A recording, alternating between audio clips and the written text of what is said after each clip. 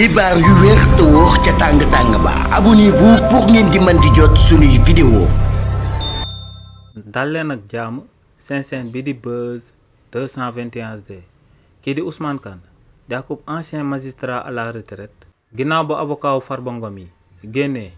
daal di wax que ne juge bi nga xam ne moom moo chargé wu ci dossier Farba Ngom bi ne dafa war a daal di bàyyi par la force si nu mu gën a gaawee seen client bii di Farba Ngom ndax dañoo daal di amal akub expertise médicale ci jëmmam te médecin bi daal dinay conclure que ne kookee waratut a nekk ci kaso bi. kii di Ousmane Kane di ancien magistrat à la retraite daal dinay àddu daal di koy jëmale si li ni mel. kii di Ousmane Kane di ancien magistrat à la retraite ne médecin bi nga xam ne moom moo amal expertise médicale bi jëmale ko ci Farba Ngom lu mu daal di wax moom mooy que ne kookee di Farba Ngom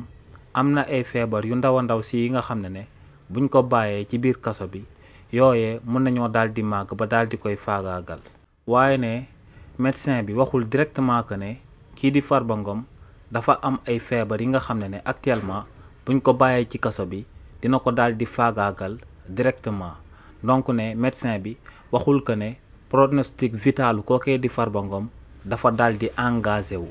maanaam kookee di Farba Ngom buñ ko bàyyee ci kaso bi rek daa am lu koy faagaagal waaye daa wax que ne bu fa yàggee mun naa am lu koy faagaagal ba noppi daal di conclure que ne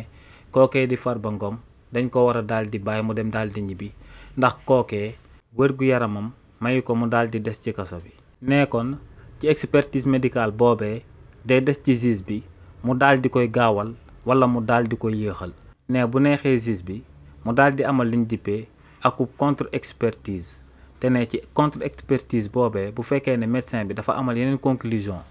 yu dëppoowul ak lu premier médecin bi daal di amal comme conclusion ne bu ko neexee mu daal di amal akub troisième contre expertise te ne loolee day daal di jël temps.